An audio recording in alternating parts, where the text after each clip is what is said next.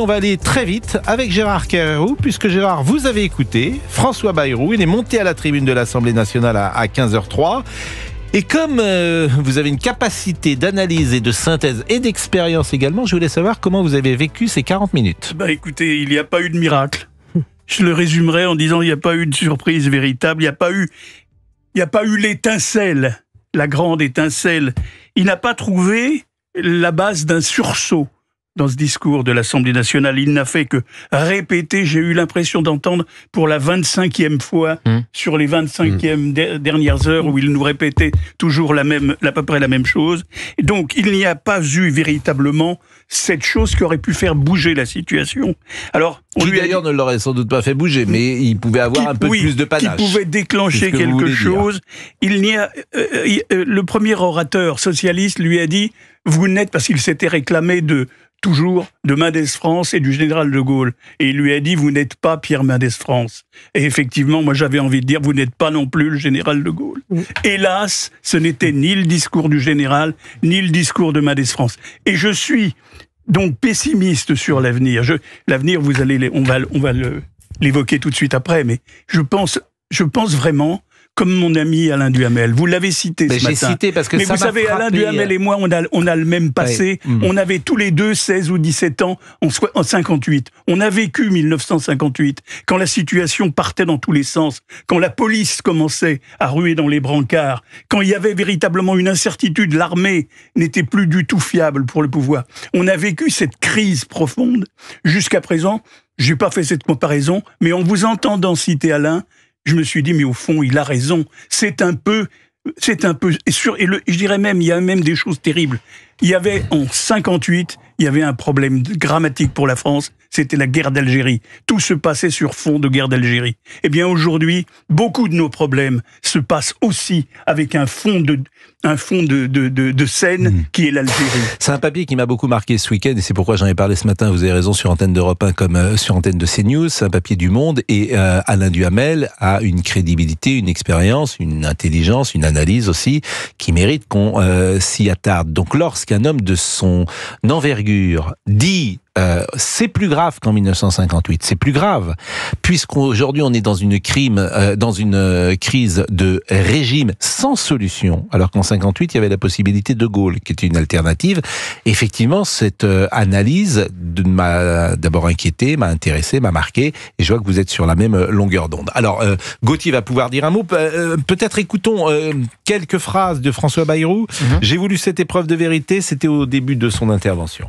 Cette épreuve de vérité, comme chef du gouvernement, avec l'assentiment du président de la République, je l'ai voulu. J'ai voulu ce rendez-vous, et certains d'entre vous, les plus nombreux, les plus sensés, probablement, ont pensé que c'était déraisonnable, que c'était un trop grand risque. Or, je pense exactement le contraire. Car ce dont nous traitons aujourd'hui, ce n'est pas une question politique. C'est une question historique. Vous avez le pouvoir de renverser le gouvernement, mais pas d'effacer le réel. François Bayrou, c'était tout à l'heure. Mesdames et messieurs les députés, vous avez le pouvoir de renverser le gouvernement, mais vous n'avez pas le pouvoir d'effacer le réel. Le réel demeurera inexorable. Les dépenses continueront d'augmenter plus encore. Et le poids de la dette, déjà insupportable, sera de plus en plus lourd et de plus en plus cher. Bon, je rappelle quand même que les riches, et je le dis entre guillemets, payent beaucoup d'impôts en France, à hauteur de 45-50%, ce qui n'est pas rien. Gauthier Lebret, analyse de l'intervention du Premier ministre. Aucune surprise, évidemment, c'est la fin d'une très très longue tournée d'adieu, où il y avait un média par jour, ce qui évoquait parfois de la raillerie chez certains commentateurs en disant François Bayrou va finir sur Gulli si ça continue comme ça. Donc c'était son testament politique en tant que Premier ministre. Il n'est pas venu chez vous, il n'est pas venu chez vous le soir, il n'est pas venu non plus dans l'heure des pros le matin. Il a fait CNews avec Sonia Mabrouk, bien sûr, et cette interview historique avec les 4 chaînes info. Mais voilà, il n'y avait pas de surprise. Dès la première heure de l'annonce du vote de confiance, nous étions tous ensemble ici sur Europe 1, on a dit François Bayrou se fait harakiri. Donc il va au bout de son geste. Il a décidé du jour et de l'heure. Ce que nous n'avions pas comme information, et c'est Nicolas Sarkozy qui nous l'a donné dans cette magnifique masterclass depuis Bruxelles, c'est qu'Emmanuel Macron a cru que François Bayrou aurait la confiance du Rassemblement national ou des socialistes. Alors que nous ici, qui ne sommes pas président de la République, en 5 minutes, on a compris que c'était terminé. Donc comment on a pu croire à l'Élysée que François Bayrou aurait soit le vote, soit la... Mais ils font partie de ces gens... Déconnexion totalement déconnectés. Ils font partie de ces gens, et ils ne sont pas les seuls, qui disent les choses telles qu'ils voudraient qu'elles soient. Mais j'ai envie de dire, j'ai traversé la vie professionnelle, et Gérard aussi, avec des gens qui disaient des choses telles qu'ils voulaient qu'elles soient. Il y avait un PDG à TF1 qui s'appelait Patrick Lelay. TPS l'ennuyait et il disait le câble ne marchera pas. Et ça fait... Pas le câble d'ailleurs, la TNT ne marchera pas. Oui. Bon, paix à son âme d'ailleurs. Et c'est pour ça que je dis nous avons cette aventure en commun. C'est très fréquent. Et ça fait 2 fois, très Pascal, fréquent. ça fait 2 fois qu'ils sous-estiment Marine Le Pen. Ils ont commis le même péché d'orgueil. Moi, on a vu que les journalistes parlaient aux politiques ce week-end, on en a largement parlé. Il se trouve que je rencontrais des politiques autour de Michel Barnier à Matignon quelques jours avant sa censure. Ils étaient persuadés que Marine Le Pen ne les censurerait pas. Et là, ils étaient persuadés qu'elle voterait la confiance ou qu'elle s'abstiendrait. Ils sous-estiment en permanence Marine Le Pen. Ils ne la comprennent pas. On va marquer une pause en tout cas, mais c'est vrai aussi parfois dans nos vies, hein, c'est humain d'ailleurs. On dit les choses telles qu'on aimerait qu'elles soient. C'est la méthode Coué. Bien sûr, on s'auto-persuade. Mais bien sûr, Caroline Turbide. Mais la méthode Coué, c'est un pharmacien, je crois, Coué, qui avait inventé cette méthode célèbre. Laurent Wauquiez a pris la parole. Écoutons ce qu'a dit le chef des Républicains. Il y a quelqu'un qui agite tous les désordres parce qu'il espère en profiter. Dans cette période, il y a quelqu'un qui n'attend que le chaos parce qu'il espère la révolution. C'est Jean-Luc Mélenchon. Et la récupération politique qu'il cherche à faire du mouvement du 10 septembre est le signe de sa stratégie du chaos. Et je le dis aujourd'hui plus que jamais, l'extrême gauche est le premier danger politique pour la République française. LFI avec Jean-Luc Mélenchon est le premier danger politique pour notre République. Nous n'accepterons jamais qu'un gouvernement comporte des députés de la France insoumise. Nous n'accepterons jamais que se mette en place ici le programme funeste du nouveau Front populaire. Et cela vaut évidemment pour un gouvernement socialiste qui prônerait ou porterait ce programme. Chef des Républicains, bien sûr, à l'Assemblée nationale, Laurent Wauquiez. J'interprète ces propos de M. Wauquiez ces derniers jours comme un signal vers le Rassemblement national. Parce que s'il dit que Jean-Luc Mélenchon est l'ennemi numéro 1, ça veut dire que le Rassemblement national ne l'est pas. Bien sûr. Et qu'il y a possibilité, pourquoi pas, de penser ensemble. Alors c'est une interprétation toute personnelle que je livre là, mais je vois une inflexion de Monsieur Wauquiez sur le sujet du Rassemblement national. On peut parler aussi de Bruno Retailleau parce qu'il y a eu un peu de friture sur la ligne, sur censure automatique ou pas pour le PS. Nous sommes d'accord. Retailleau a répondu censure pour le PS, ils appliquent le programme du nouveau Front populaire, mais il dit pas censure pour un gouvernement Rassemblement national. Après, dans les personnalités, vous voyez bien que Laurent Wauquiez, quand il dit il faut une alliance, il parle de Gérald Darmanin à Sarah Knafo. Donc il évite à chaque fois soigneusement le Rassemblement national. Oui, mais Sarah Knafo, elle est plus proche du Rassemblement national. En tout cas, c'est une ligne sur laquelle il y a des passerelles que de Gérald Darmanin. Moi, je vais vous dire, économiquement, non. Économiquement, non. Quand Caroline Turbide veut la parole. Je vais vous donner la parole dans un instant. Non, c'est la seule femme à la table. S'il vous plaît, s'il vous plaît. Non, je vais pas être longue. Je vais pas être longue. Vas-y, Caro. Non, mais en fait, c'est vrai que moi, j'ai attendu. J'ai bien aimé suivre le feuilleton Bayrou. Là, on en parle déjà vous aujourd'hui. êtes la seule. Même, oui, non mais ce que je veux dire, c'est que là, on en parle déjà comme si le gars n'avait jamais existé. C'est-à-dire que tout le monde, ça y est, est dans les starting blocks. Tout le monde a pris position. Et on fait vraiment comme si il n'avait pas existé. Moi, j'ai aimé suivre le feuilleton Bayrou. Non, mais vous dites ça pour... Qu'est-ce qu'on revient alors? Qu'est-ce qu'on revient de ce qu'il a fait? Qu'est-ce que vous avez...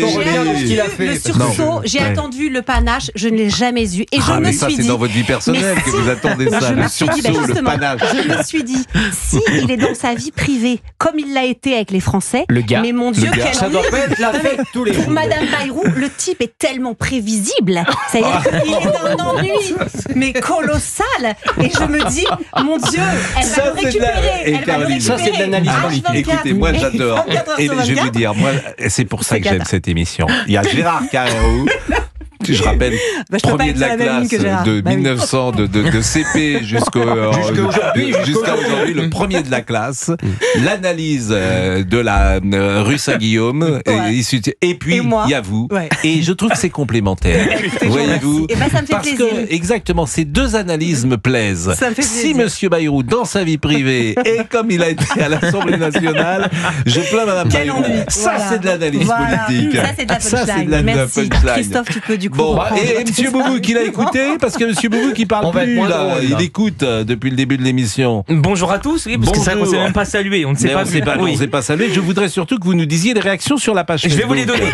C'est ça qui m'intéresse. Parce que les gens ont écouté peut-être. Avec grand plaisir. Oui. J'ai 3 semaines, vous mettez 5 minutes, je vais vous les donner. Ne vous inquiétez pas. Il a l'air de dormir un peu comme Bayrou. Non, j'ai l'impression. J'ai trouvé en meilleure forme. J'attends votre discours de politique générale. Je voudrais revenir à ce qu'on disait à l'instant. Alors on parlait des LR avec les dissonances entre Retailleau, évidemment, entre le chef des LR aussi à l'Assemblée nationale. Je crois honnêtement que les Français s'en fichent. C'est de la popole et franchement, les Français s'en fichent. Non mais je vais vous dire pourquoi. Ça, c'est de la démagogie. Les gens regardent nos émissions et je peux dire que les gens ils sont un peu inquiets. Je vais vous dire pourquoi. Ils s'en fichent pas. On en a parlé tout le week-end. Je vais vous dire pourquoi. Non mais Christophe, faut qu'on arrête l'émission s'ils s'en fichent. Je vais prendre deux exemples. Je vais prendre 2 exemples. Un exemple qui date d'aujourd'hui. On nous dit, la dette, elle est de 3400 milliards, on n'en peut plus. On va pas y arriver. Et dans le même temps, on nous annonce, c'était dans le flash tout à l'heure, que l'on va donner une prime de 1 000 € pour ceux qui achèteront des voitures électriques avec des batteries européennes, alors qu'on sait qu'il n'y a pas de batteries européennes aujourd'hui, ou très peu. Bon, bah ça donc tout ça, c'est un peu n'importe quoi, mais on l'annonce quand même. Non, mais c'est n'importe quoi, mais on l'annonce quand même. Juste avant de partir, on annonce qu'on va faire ça. Très bizarre. Ce soir... Va y avoir la bamboche. Va y avoir la bamboche à Matignon. C'est vrai. Va y avoir la bamboche à Matignon ce soir. Il y a un pot de départ avec les ministres, etc. Alors ça aussi. Mais quel est le rapport avec les Français? Ça aussi, c'est démagogique. Vous me dites Eh bien, les Français, ils regardent tout ça. Je vais vous dire, les Français, ils regardent tout ça. C'est de la et ils se disent, mais on nous prend pour qui? Mais on nous prend pour qui? Voilà ce qu'ils se disent. C'est encore autre chose. Donc les Français, les Français s'intéressent à la politique. Il ne faut plus l'arrêter. Mais ils n'en peuvent plus du personnel politique. C'est ça la réalité. Oui, mais ça, donc il n'y a pas de désintérêt. Il y a peut-être du dégoût, mais il y a pas de désintérêt. Mais ils n'en peuvent plus du personnel politique. Oui, voilà. Alors c'est tout. C'est une réalité. Les Français, ils ont aussi une part de responsabilité depuis des années à ne pas vouloir entendre, pas nos auditeurs. Parfois à ne pas vouloir entendre ceux qui leur ont dit la vérité. Je pense à des gens comme Raymond Barre qui ont voulu leur dire des choses et ils ont parfois préféré une douce mélodie à leurs oreilles qui leur faisait plaisir. Et puis quand on leur a vendu mais dans le même temps vous condamnez Bayrou qui dit des choses que beaucoup n'ont pas dites depuis très longtemps. Oui, parce qu'il est trop tard. Et en même temps vous faites ce constat que tout le monde fait. Parce que ceux qui n'ont pas écouté Raymond Barre, c'est les boomers. Ce que je reproche à François Bayrou, c'est sa ligne de conduite. Il a voté en 2007 pour Ségolène Royal, il a voté en 2012. Ça c'est vrai. Donc au fond, je ne trouve pas qu'il soit le plus crédible du personnel politique. Peut-être que enfin il y voit clair. Oui, peut-être aussi qu'il y voit clair, comme vous dites. Bon, non, mais c'est personnel, c'est parce qu'il pense à 2027 et qu'il veut paraître comme celui qui était responsable face à des irresponsables. Je ne pense pas qu'il pense à 2027. Je vais vous dire quelque chose. Alors ça, je le tiens de c'est très proche. Je pense que M. Bayrou, et ça se voit et les Français le voient, c'est un homme qui a son âge et qui a aussi assez fatigué dans cet exercice-là.